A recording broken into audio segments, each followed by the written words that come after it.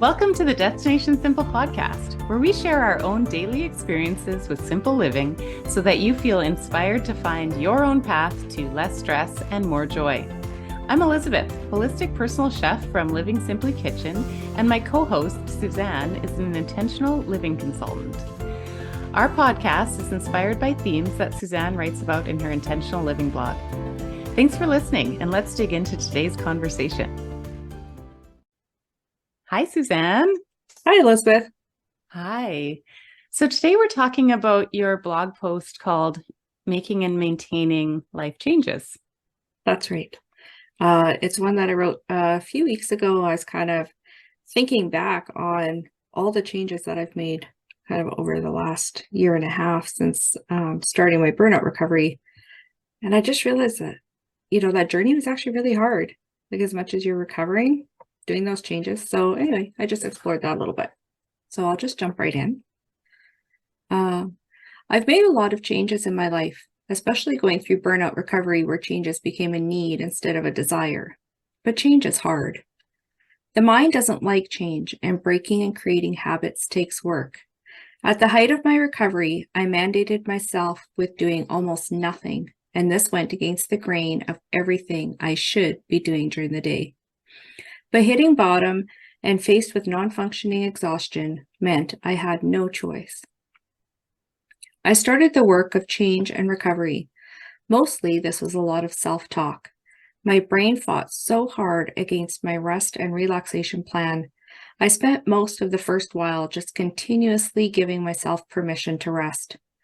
Because if I didn't, I found myself back at square one for stress, overwhelm, and exhaustion, and that literally took only seconds. Learning to listen to my body was key in making and maintaining changes I needed to simplify my life. If I was exhausted at the thought of doing something, anything, I said no. This became one of my key measuring tools to note improvement in my condition. Early in recovery, everything was exhausting at the thought. Then, slowly, I could do one thing, then two, and so on back and forth until here I am, a year and a half later, feeling pretty much fully recovered. I haven't had to say no to something due to exhaustion for a while now. However, that doesn't mean I say yes to everything. Along the way, I've learned moderation and listening to my body and mind. I need more downtime, alone time, and rest. I need creative time. I had to restructure my week to accommodate a shorter to-do list, sometimes a shorter work day, and add in more time for play. I let go of the things that didn't serve me. I focused on the things that brought joy to my inner being. This didn't happen overnight. It's been a year and a half, and I'm still listening to my needs and adapting them. This is a life journey. Although there's no rush, there is a necessity for well-being. Listening to the ebbs and flows of what we're capable of in the moment is a roadmap to recovery. This included restructuring my business a few times as I figured out what I thought I wanted to do versus what made my heart sing, and realizing it was okay to let go of the things that I thought I should be doing that weren't serving me, thus not allowing me to serve others in my true form. To recover from burnout, I did nothing for about 6 weeks. I fought my self-talk in a battle of wits until rest had won. And then, as my recovery allowed, I added things back in, slowly. When you surround yourself with good people, activities you love, nourish your needs, listen and listen hard to your body and mind, and then follow through with action that fills you up with goodness, you can change your life and maintain those changes because you are discovering your true self. Yes. Oh, this is a rich blog post. There's so much here that's important. And I think I'd like to start just by talking about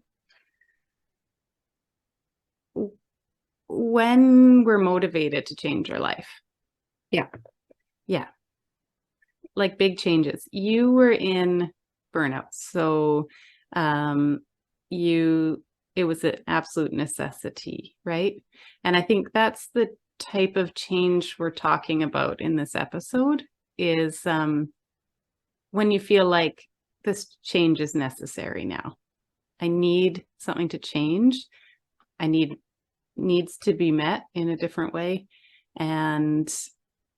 But we need to do it in a sustainable way, so a way that we can maintain. And so you get into that, and I love that. Would you agree? It's not like, oh, I'm going to change my hair color. We're talking about. Yeah, we're talking about big life changes. I think, I don't know if it's human nature or our Western culture, but we kind of, if we're not busy, then we're failing at something, right? Like if we're not moving towards or progressing seeking or for goals, or if you're getting 8 hours of sleep, then that's frowned upon. Like you should be at 6 hours, or you should be getting up at 5 in the morning, whatever. Yeah, getting enough sleep. That's so, side note. Yeah. If you get enough sleep, we sort of see that as like, oh, that must be nice. It's a luxury, right? It's a luxury, and it should be a luxury. And I just kind of lost my train of thought. Well, I think we're talking to, if you're listening out there and you really just feel like you need to make a change in your life for your own well-being or your own sense of balance and nourishment. And you haven't quite been able to, really embrace this and sustain it. This blog of Suzanne's really speaks to the nitty-gritty part of how it feels to make and maintain an important change in your life. Yeah. So if it's been hard for you, it's been hard for Suzanne, and it's been hard for me too at times to reshape your life to feel, more nourished, more balanced, more energized. And it does take, as you describe in the blog, periods of time that don't feel like you're going anywhere, right? Yeah. And I had the same thing when I recovered from burnout. I had to stop doing everything, just stop. Like you said, go to ground zero, say no until you find something that you want to say yes to. It's a real reshaping. And you have to give yourself permission to do the listening. So I'm kind of getting ahead of us in the conversation here, but at some point you have to start clearing out so you can listen to what's going on, what's even driving the change that you want to make. Right.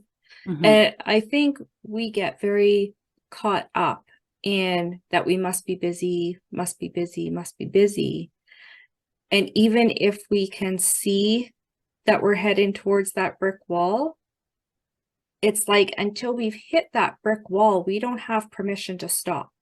Until we are non-functioning, until we're sitting in a doctor's office. Yeah, because we'll even drive into that brick wall and keep our foot on the gas for another 2 or 3 months. Or years, right? Years, yeah. Until we're in the hospital, doctor's office, a therapist's office, until we actually cannot physically get out of bed, we tend to not stop until we have to, until change is forced upon us. Yeah. And it would be so great if we could simplify our life long before if we could learn the lesson to simplify long before it's forced upon us, because then you could actually incorporate it more slowly, it's a muscle that we need to work on, Yeah. And in burnout recovery, I was gonna say, how many of us are ever gonna, how do you ever get the message through to somebody that you don't have to hit that brick wall? You can hit those brakes long before that. But who's going to believe, right? Because it's not keeping up with the expectation of our society that you have to be busy. And if you are slowing down, and if you are making changes, people look at you a little sideways, right? Yeah. Which is why I think it's important that we're talking about it and we're putting ourselves out there and we're setting the example and we're on the journey. I mean, we're not perfect, but we're on that journey of learning how to simplify, how to reduce, Yeah. how to have fun, how to Yeah. make time for fun Yeah. every day, Yeah. right? And how to live with that ebb and flow, right? Because uh, I find in my life, I'll ramp up, I'll start booking lots of things, saying yes to a lot of things. And then I get there and it's a bit too much. So I need to remember and start, continue to practice the slowing down, the simplifying, because I enjoy everything a lot more when I have space and time. And I'm just doing a few of the things that I really love and can really like embrace. Right. And I Yeah. think that was major in my own like changing of my life, which it's an evolution I'm still in. But I've come out of busy times where my husband and I ran restaurants that were busy, and then we had children, and I did a lot of serving all the things that needed doing outside. Um, and coming out of that, yeah, just sort of having to be more choosy about how to change, like how to actually change my own habits, really. Because, like you said, it's habitual that I would keep myself super busy. So if I have a gap in time, I'll say yes to something that fits in that gap, right? Isn't that And crazy, right? and you know that about me. We fill the time. Like it's like, oh, Yeah, time's for I filling. have 10 minutes. Mm-hmm. What can I do in that 10 minutes, right? Right? Yeah, And then on the other hand, you're mad at yourself because you got lost scrolling on your phone and you spent how much time yeah, doing that. And it's like this constant seesaw of yeah. of how do you spend your time, how do you have good quality time, and when is it okay that you just sat there and scrolled on your phone? Because Mm-hmm. that's okay, it's okay to do that, but with some control. You don't want to be there for hours and hours, and that's what you do. You go to work and Yeah, come home and sit on the sofa and scroll your phone. yeah, There is more to life. yeah. There is a lot more Mm-hmm. that you can do while still keeping things simple, Yeah, and yeah, enjoyable, right? yeah. So if for people who are listening and they're thinking about changing their life towards simplicity, which is, the theme of the podcast and the theme of what we're walking through all the time lately, trying Yeah. to navigate. A couple things come up in your blog that I think are really important. And I know I experience and I still, challenge myself with number one being permission, right? You talk about that. I've had to give myself permission to simplify, to say no to things. Um, that's a tough one because, like you said, society wants you to fill your time and be very productive. Yeah. Yeah. Yeah. Yeah. And I find that we as people seem to have to give ourselves permission a lot. Yes. As soon as we start to think of doing something outside of what our friends would do, our family would do, our coworkers would do, our boss expects of us to do, Mm-hmm. as soon as we start looking outside the box, that's where we start to feel like we don't deserve, we're not worthy, we're doing something wrong. Mm-hmm. You're going to have to put up with some pushback, right? Yeah.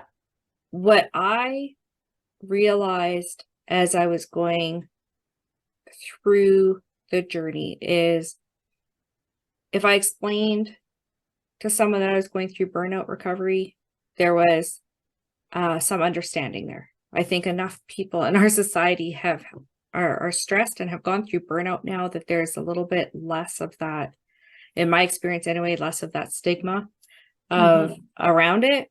I find people are more able to relate to it now. But the the part that really resonated with me was as soon as I found what worked best for me, I just knew it was right. Mm-hmm.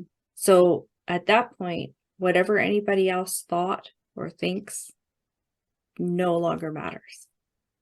Yeah. Living outside the box and doing what I know is best for me, as soon as you really hit that core realization of what's Mm-hmm. best for you and Yeah. what's best for me,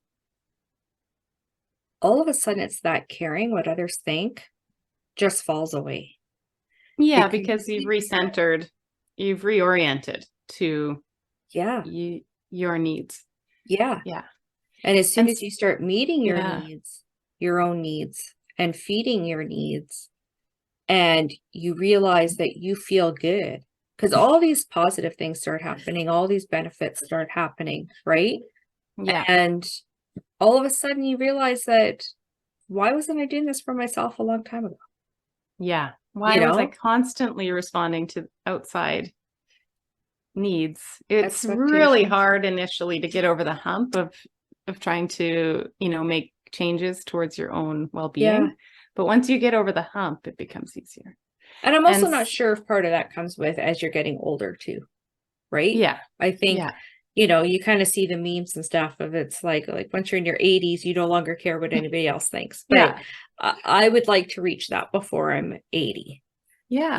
and I Yeah. feel like I'm on that journey now where Yeah. I feel much more comfortable being myself in my own skin, Mm-hmm. not Mm-hmm. everywhere, I still have my struggles, but for the most part, I know what I'm doing Yeah. and I know where I need to be and I know Mm-hmm. how to serve myself Yeah. so that I feel better, Yeah. right? And I know the lessons that I've learned, especially over the last year and a half, but they Mm-hmm. also take into consideration my life experience prior and Mm-hmm. where I needed to make changes. Yeah. You know? And so on that topic, like you've mentioned this a little bit, but one of the things about making and maintaining and even knowing what changes you want to make, especially in intentional living and in simple living, I think we can get overwhelmed with the options. You see a perfect version of someone doing simplicity or minimalism, and you're like, well, I need to change my entire life tomorrow. Yeah. But what can happen and is very helpful in maintaining the changes that you want to make is have them being meaningful for you. And so it's about the learning about being true to yourself. So taking the time to let it evolve, trying things, bringing like a beginner's or experimental mentality to it, trying something and learn, like you can allow yourself to learn whether it worked for you. And I think you talk about that in the blog, trying different versions Yeah. and doing some listening, deep listening to yourself, doing some learning from yourself and from how you feel and your experiences, really helps create a stable base for change and Yeah. for positive change, not just change for the sake of something you saw in a magazine. Yes, Yeah. exactly. Exactly. It really is about getting into, those core ideas and the core things. And the core issue is not always readily available. You might have to experiment, like you said, you try, is it that I need to simplify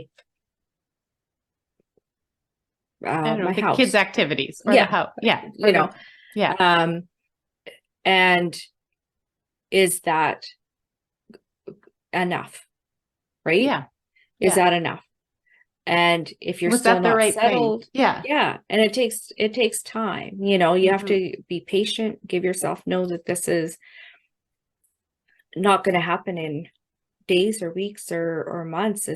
It's years worth of journey, but the changes are consistent over that time. Like you're kind of always working on it. So it's not like, oh, you're putting all this work in, but I'm only going to see the results, 3 Mm-hmm. years from now. I mean, no, Yeah.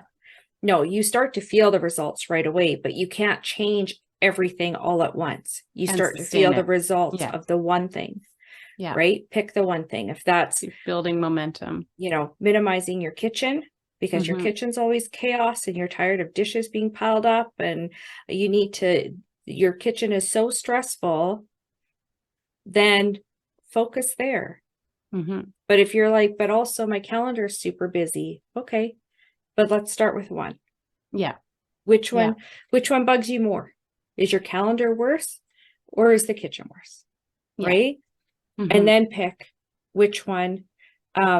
There's a few ways to look at that actually. You could say which one bothers me more, but there's also which one is easier to fix and Yeah. quicker. Where am I going to have a faster solution?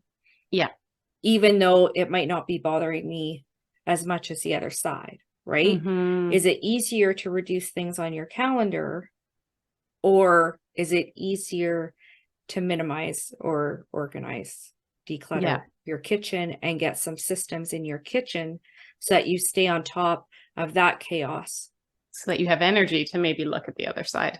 Yeah. Yeah. Start somewhere. I So do the same thing with people I work with in food and meal planning or who have to make a dietary change. Um, any sort of change can be overwhelming. And sometimes people are really excited right away. They want to take on a whole new way of eating. But for it to be sustained into a way that really can be nourishing for a long term, um, just like you're saying about life with food and meals and how we relate to that, relate to our own health, I try to find a place where the flow already is, right? So let's look at what you already have going for you. Okay, so breakfasts are working. Okay, great. Is there a small change we can make there? Maybe. But let's just let's keep that going and let's find some flow. Like, do you have time to do meal prep or time to cook a double meal, like 2 meals worth on a Sunday night so that you don't have to cook on Monday and Tuesday? Let's find one area of flow and let's do that for a few weeks. We don't have to change all the ingredients, clear out everything and start from scratch. Let's work with the food that you have, do a few swaps, like start with one. And I find that leads to more long-term success because you have a chance to integrate and I've done this in my own life, like a time to connect and integrate something that's nourishing for me so that it becomes something I enjoy. Not like, oh my God, this is an overwhelming project that I was excited about last week. And now I don't even have time to grocery shop, So you got to work with what you got going on. And another thing I wanted to just touch on for a second for you, if you're listening, there's a chance you've been mentally preparing for change for a lot longer than you think. So I don't want someone to feel hard on themselves, like I should have started this 2 years ago or a year ago, you know what? You probably have. I think if you're listening to this podcast, you have already been doing some of this preliminary work, and that is awesome. So I just wanted to acknowledge that. Changes are happening. You've got it. You can do it. Yeah. Mm-hmm. I think we do subconsciously lay a bunch of groundwork because our body knows it's too busy. Our body's stressed. Our body is looking for a break. So it's kind of, I think anyway, laying these layers down and you're getting the messages. You just haven't necessarily connected all the dots. Mm-hmm. Right. And that's the listening and the learning and the trying that needs to happen now. Yeah. Like it was kind of this epiphanal moment when I clued in that I get exhausted at the thought. That wasn't something that I had ever paid attention to before. It wasn't something that I had, clicked into. I don't know if it was something I'd ignored or something that was a totally new experience because it was kind of this moment of realizing that, there was a suggestion to do something and it was like, I can't even move. At the thought of doing that, I can't even move. I don't want to put pants on. And I was like, wait a minute, this is a tool, right? Yeah. And then I started to realize over and over again that no, I'm getting brain blocks at the thought. I am too exhausted. So you start to acknowledge and you start to kind of say for yourself that I'm getting a message here.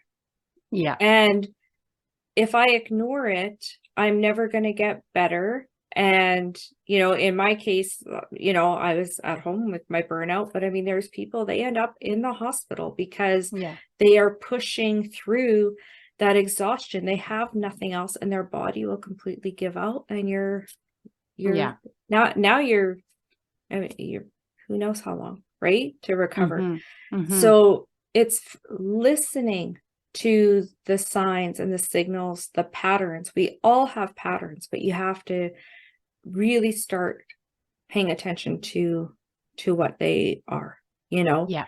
If you get a headache regularly, it's connected to something. Yeah. And it's just a matter of really starting to pay attention. You might need to take notes. What did I do today? What did I have to eat or drink? Yeah. How much sleep did I get? These are the questions you start to ask yourself. Mm-hmm. Take some notes. I got a headache. It started at 2 p.m. I had 4 hours of sleep last night and I drank a 2-liter bottle of Diet Coke. And you're going to start to put some patterns together eventually where it's like, hold on, every time I get 4 hours of sleep and drink a bunch of aspartame, I get a headache. Yeah. Right. So is it the sleep or the aspartame? Probably both. And, and I mean, that's an extreme example, obviously, but it's starting to pay attention to your patterns so that you can figure out and start connecting the dots. Because if you're just, I have a headache, I have a headache, I have a headache, but you never investigate what is triggering that headache. And I use headaches actually as an example. I used to get headaches all the time. I was a regular, kind of Tylenol person. I had a headache at least once or twice a week. They would come on and not migraines, but just really, and this was going back a few years now. But it was like, oh, they're probably from stress. They're probably from this. They're probably from that. And I got to go back. Is it like 5 years now? I'm kind of guessing there now, but I figured out, and again, I figured it out through patterns on my own, whole other story, but I can't consume dairy. I can have little bits over time. I'm fine, but I can't consume a lot of dairy. As soon as I cut dairy out, I had a whole bunch of symptoms all disappear, but I've never had a headache since. Yeah. Right. And it's like, oh, okay. Yeah. Right. Yeah. And so, but I learned that through a little trial and error, right? Of with dairy, going off dairy and then reintroducing it. Oh, this came back, that came back. And I was able to connect that. Yeah. Lots of symptoms, lots of dairy can kind of wreak havoc on you if you can't digest it properly. And, but the headaches are gone. Right. And then because you took the time to establish that understanding for yourself, it helps you maintain the change, right? And so that's helpful with food. That's helpful with, organization around your house. It's helpful in a lot of areas because once you know something, you can't really unknow it. You can ignore it temporarily, but you can't. You're not going to forget that dairy. You can't unlearn a lesson, right? Yeah. When you know the truth, you're right. You can ignore it. I know people that are, shouldn't have dairy and they know they shouldn't have dairy and they, enjoy their ice cream so much that they are willing to put up with the symptoms. That is a conscious choice though. At that point, you now can't really complain about your symptoms. You're doing it to yourself now. There's dairy alternatives out there.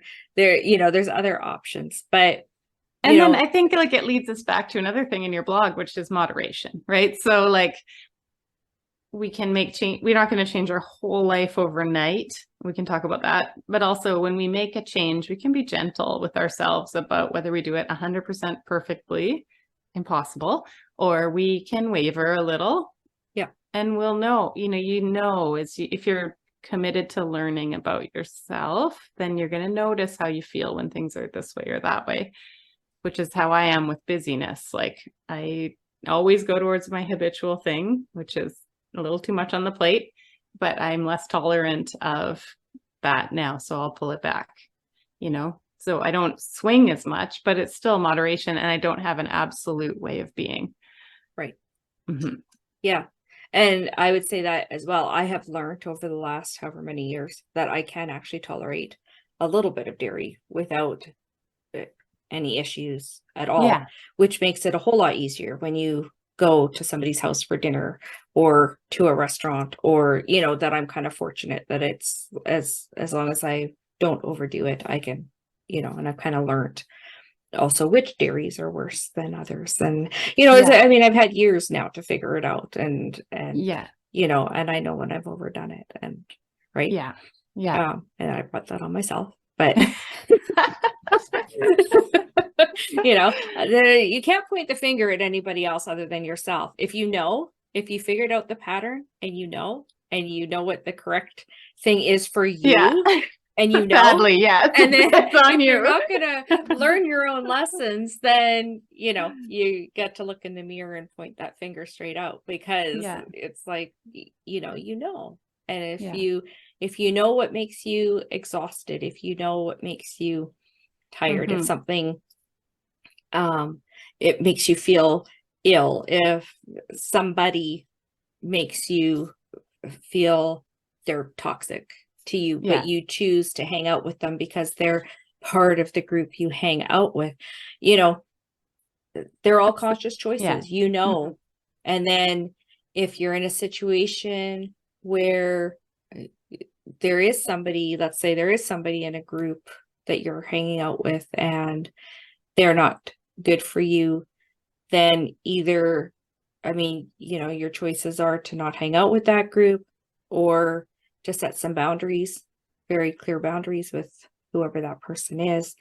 And sometimes the rest of the group, that can go both ways, right? Because the rest of the group, maybe nobody's talking about it, but they all feel that way. Yeah. And you stick your neck out and say something, and all of a sudden you've got a whole bunch of supporters. But the risk is always, of course, too, that you're nervous to stick your neck out and say something because you might not have any supporters, right? And that goes for not only friend groups, but that goes with any type of change you're thinking about making in your life. If you think that you are doing something for your own needs, it's very important.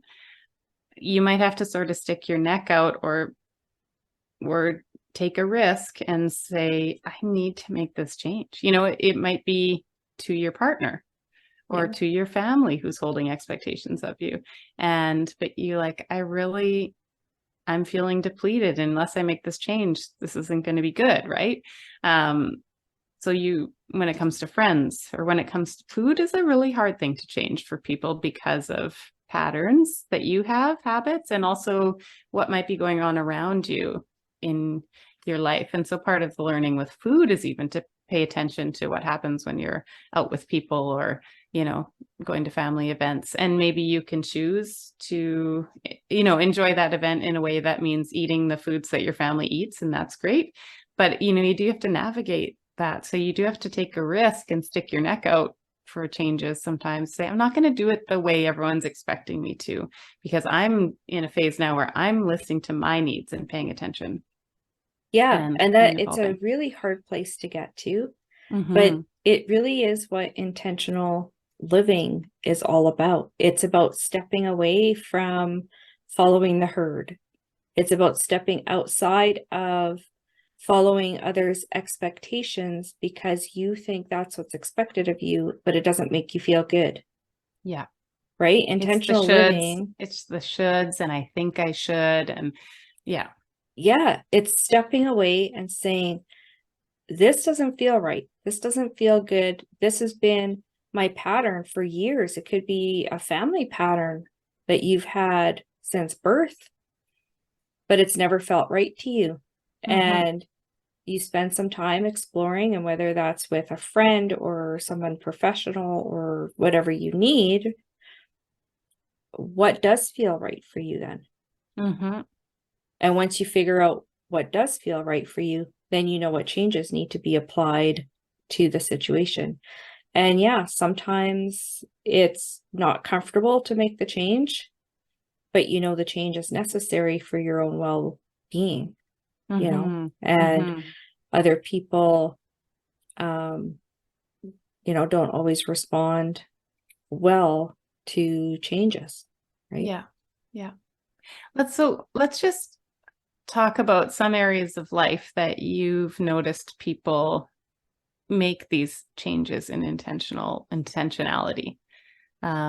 So for people listening, who might be thinking on making a change.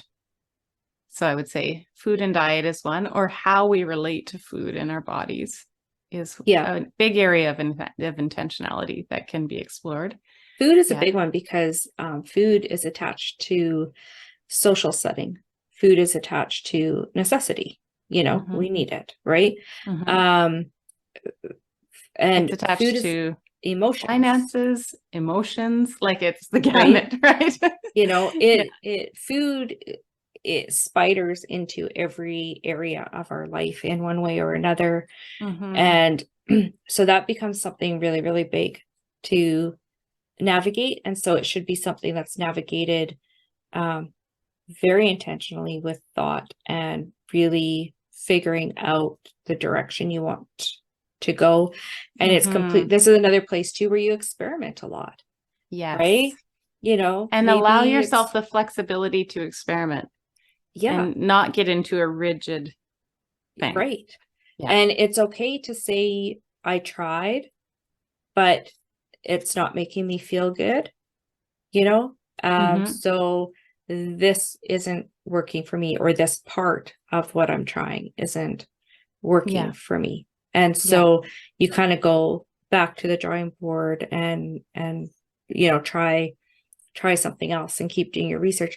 The other thing with food, I mean, if you start researching stuff online, I mean, you'll find of information that says Yeah. lettuce is bad for you.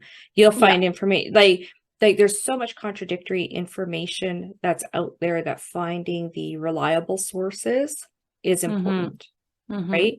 So that you're getting viable information.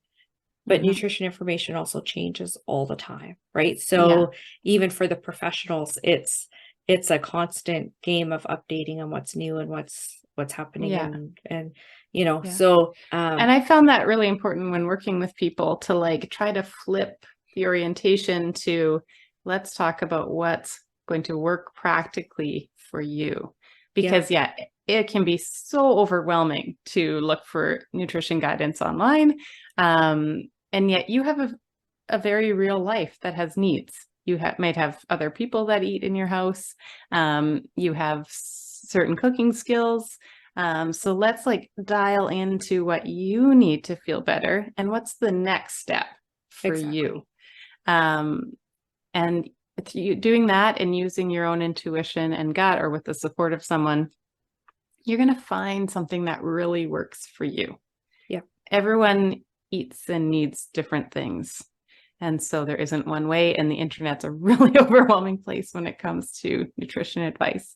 And Yeah. I think when we're talking about how to maintain life changes with food, or with any theme, avoiding overwhelm is critical because you're not going to maintain anything that feels like too much. Yeah. Yeah. Keep it simple, you Yeah. know, come up with and it's small changes, right? Mm-hmm. Like start by changing one thing, whether that's one breakfast a week or, you know, I Yeah. mean, there's a whole array of things it could be. Yeah. You just change that one thing until it's comfortable. Yeah. And then you'll kind of actually naturally gravitate to the next thing and to the next thing and the next thing, right? Mm-hmm. I mean, you know, and then all of a sudden one day you're going to realize that you know what quinoa, kale, and tamari are.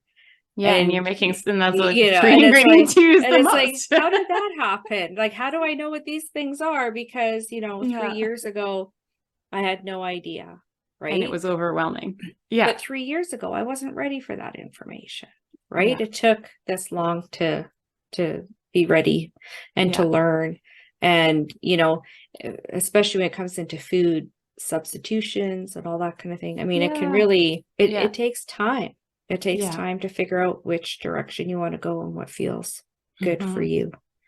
And now you've also worked with people in minimizing. You do some fun minimizing themes in the winter. Minimizing and house organization is a really important part of people's lives and sense of well-being. So that's another area you might be thinking about making a change. Yeah. Yeah. Definitely. Because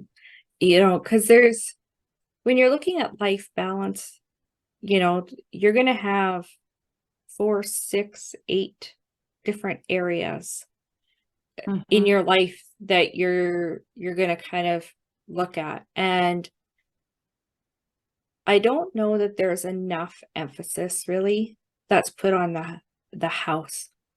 Because when you look at those life balance wheels, and that house isn't even listed. Or like the home right? place, The whatever home. that is. Yeah, I'm talking about your actual physical home. What's the space? What's the home space for you? Yeah. Yeah. And I think a lot of people don't even consider the stress that a chaotic home gives you, because you're so used to the space. You walk into a space, you live in this space, that you might not even realize all the emotions that you have attached to the physical, the visual clutter that's in that space, right? So, I'm talking to people about just, you start small in one small area. It's not a room or anything. It's a very visible area, the end table in your living room. Yeah. Sometimes it's the dining room table, but that can be really overwhelming for people too, because the dining room table tends to be a collection area, for stuff. So, it might be your front entrance shoe organization spot. Yeah. Right. Yeah. But I don't think people in general realize the huge positive impact that you can get from organizing, decluttering, minimizing the items in your home, because we don't necessarily connect how much time we spend picking up belongings and putting them away, looking for items that we can't find, not sure where to put an item. So we have our drop zones where things just get put, but now you can't find them anymore. We have, if you can get those areas under control, huge amounts of stress fall away. The amount of time you spend cleaning drops considerably, because you don't have to tidy. Not much. We're real people. It's not much, but I can spend 5-10 minutes going around my house and putting away the things that we've left out. Yeah. And my house is clean. Yes. Oh, right. I think anyone listening wants that, right? And that it's a huge thing. And, certainly if you're not sure where to start, go through my website. I'm more than happy to help you, get to that point. But it's not that you never leave something lying around. You just have so much less of it. Yeah. Right. But starting there is also kind of an easier place to start in some ways than trying to necessarily organize your family. Things where other people are involved starts getting a little bit more tricky, right? And it's not that other people aren't involved in your home belongings. There's ways of dealing with other people's belongings that, we get into another day, but it's just organizing your own stuff. It really makes such a huge difference, right? So that's definitely an area that I like to focus on, because people are usually surprised at what a difference it can make in their life.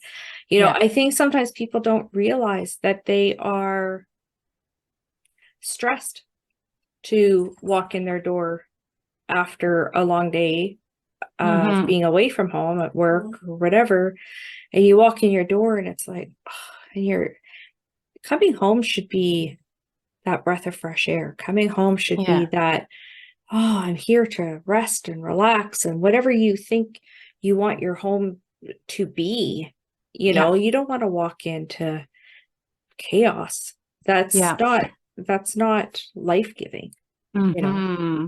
so For me, much a big easier. one is closet and clothes. So I wouldn't say I'm a particular clothes horse or anything. Is that a word? But It is now. but even for me, that stuff builds up. And especially since knowing you, I try to be more conscious about like if something's coming in, something's going out, or Yeah. two things are going out for one thing that comes in. I'd like to have a more simple wardrobe because I noticed that closet and winter, summer wardrobe maintenance is stressful for me. And I don't get around to it because it's not something I have a lot of time for. And I notice like, oh, I've got too much stuff now. Like, that is something that's like this underlying stress that we can really get a handle on if we, if I can get a handle on if I start working on that's an area I'd like to change and bring down with more intention, Yeah. and simplify clothes. I could give you a quick tip on that if you want. Yes, let's give everyone a quick tip Quick on tip. that. So if you're feeling overwhelmed with your clothing, then turn in your closet all your hangers backwards, and in your dresser drawers, turn all your clothes inside out, refold them inside out. And Okay, then first is assuming my clothes are folded. well, just turn them First. inside out and throw them back in the drawer. And now in Canada, where we live, we have 4 very distinct seasons. So here we would almost have spring and fall are somewhat similar. So we would have though 3 sets of clothes, really. We've got our winter or summer and then our spring fall clothes. So you could do this seasonally with your seasonal clothes. And so that's every 3 months or so. Our winter's a little longer. You're going to go through that section of clothes at the end of the season. And whatever hangers in your closet are still backwards, you can get rid of. You don't wear them. Yeah. Whatever clothes in your dresser are still, oh, sorry, I forgot to say, when you wear something, you would then turn the hanger around, right? And out of your dresser, when you wear something, you would then put it right side out and fold or unfold it back in the drawer, but the right side out. So then in your dresser, whatever is still inside out, you can get rid of, because you don't wear those clothes, right? Yeah. And that way it becomes a little bit more effortless. You're not looking at your clothing saying, am I going to wear this? Do I wear this? What if I need this? What if, just in case, You've gone through the season, you don't need it, right? You can let it go. So hard. That's a great trick. It's amazing what your mind, like the attachment we get to things though, right? Yeah. Which we could just do an episode on, but clothes, like, oh, well, I've had that for a long time and it came from there, I never wear it. Do I need it to maintain this memory of the thing? No, you could consider, do you have pictures of yourself wearing it? Like in that memory place? I love that idea. Right? So do you have a picture, and how important is it? Is it in a place where you would see it? Can you take a picture of it? Yeah. And would that be sufficient?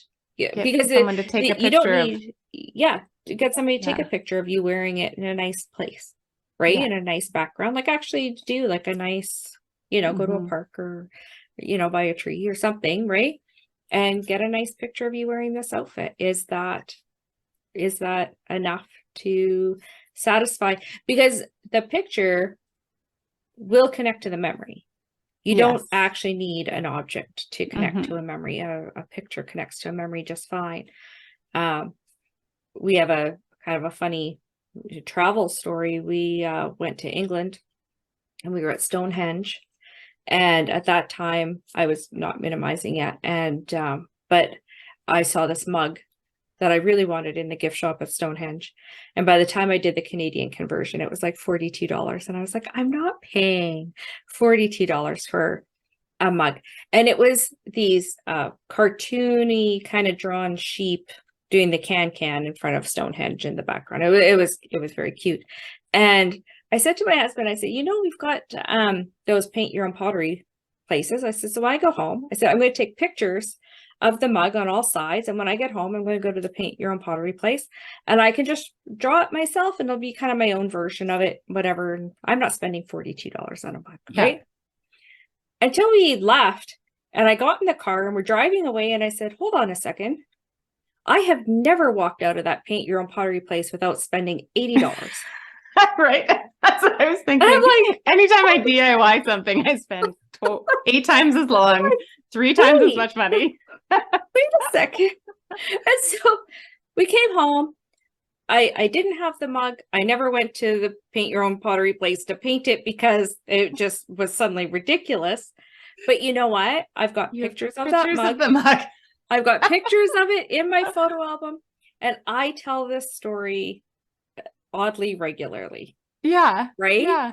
And it's connected such a memory. And that really taught me a huge lesson. We came home from that and I learned I can take pictures of souvenirs when we travel. Yeah. And very few souvenirs come home. Very, very few because we're super picky. And especially now because we've cleared out so much stuff, we really don't want to bring it back in. Yeah. Right. Yeah. So I really do spend a lot of time. If I want something, we're in a gift shop and I look at it like, maybe, I'll take a picture of it. Yeah. And then I do actually, make albums and they get looked at and, and I've got things that I still think about just from the picture. Photographs have become really, really important.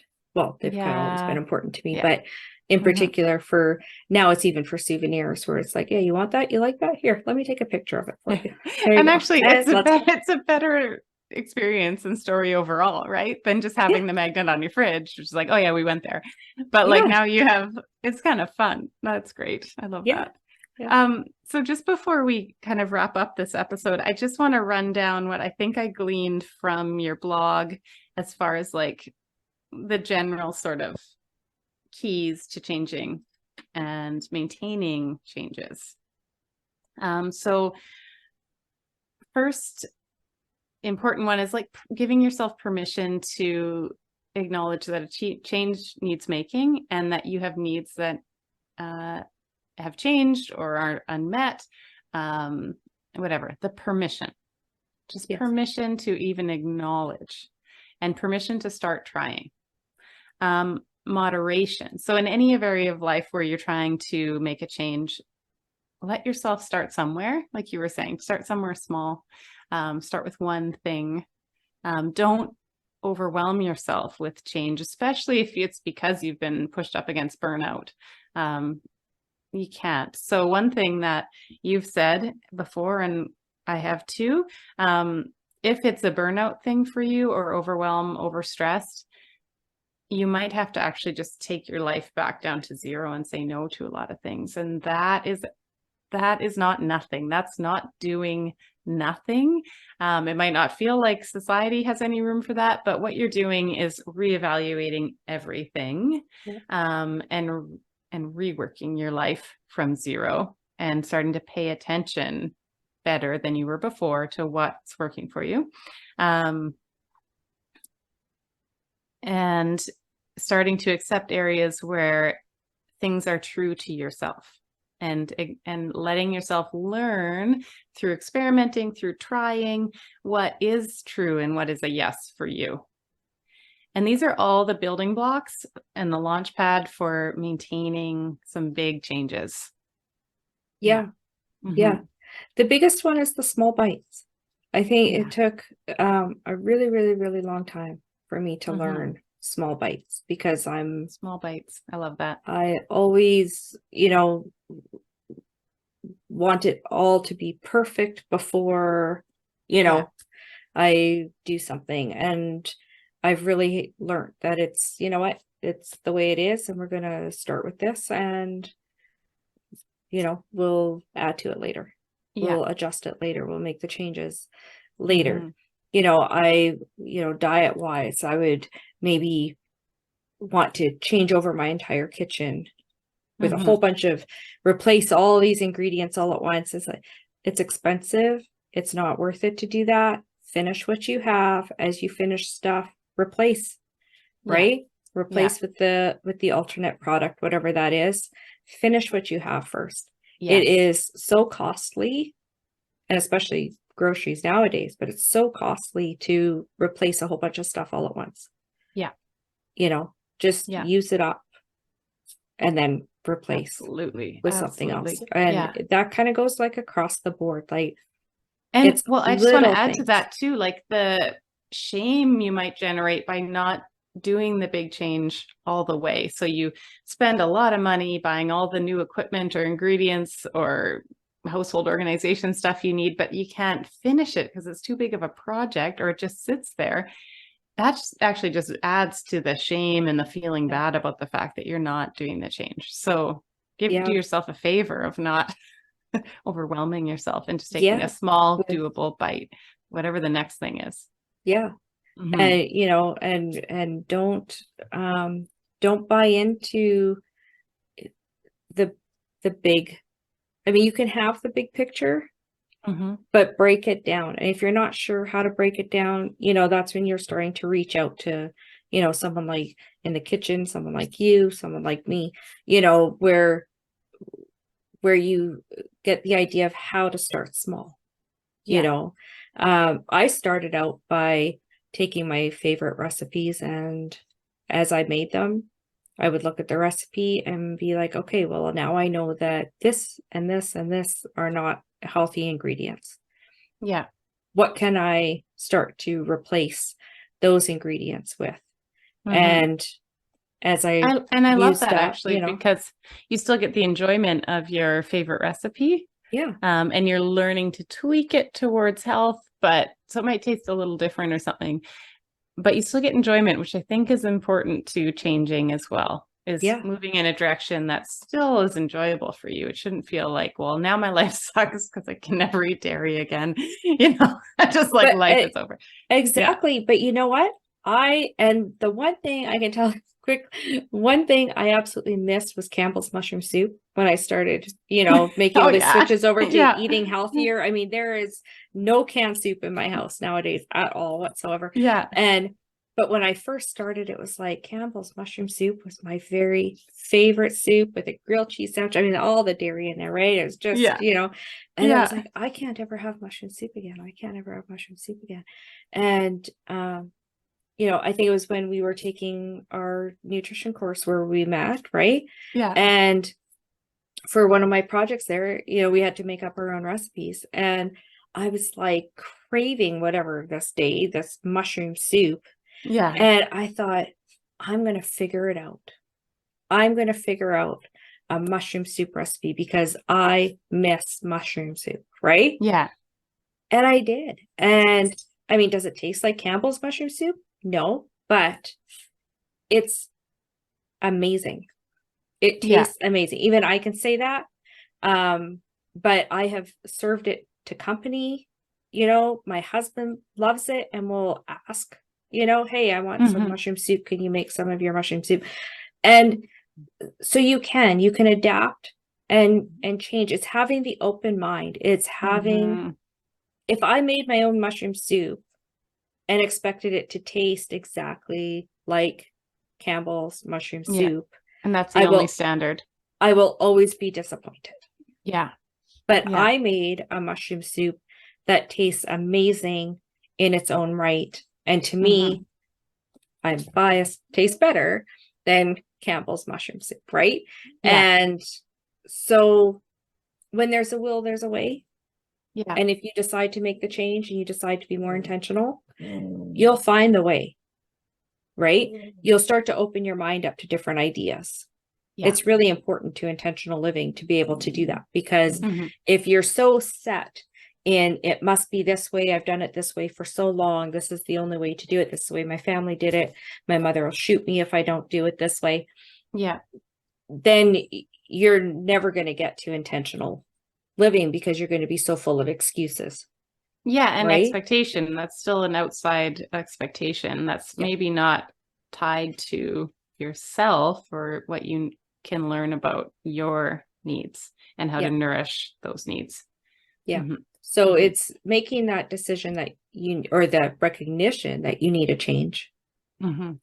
you've reached the point that you have to change, you need to change, you want to change. Yeah.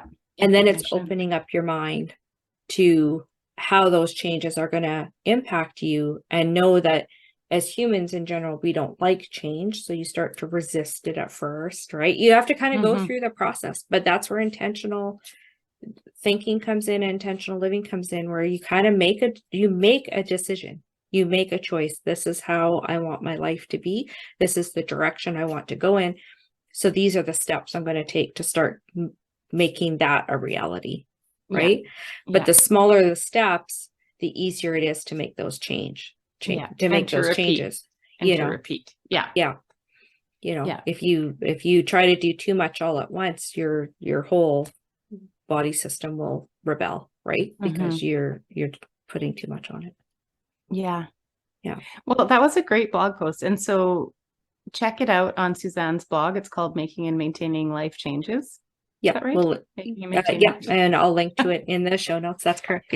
Yeah, because Suzanne in there describes some more specific things she experimented with in her own life and in her business. And it's really cool to read a real person's experience with trying new things, because you found your feet. You found things that began to work over time. You really evolved how your life was going.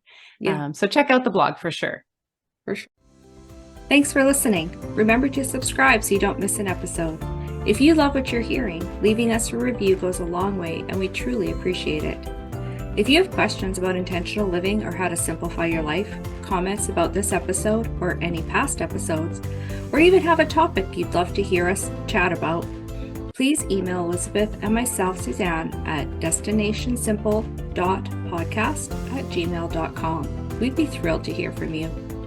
You can learn more about the hosts of Destination Simple, Elizabeth Kincaid at Living Simply Kitchen, or Suzanne Goulden, Intentional Living Consultant, at our respective websites. They are linked in the show notes. Have an awesome day.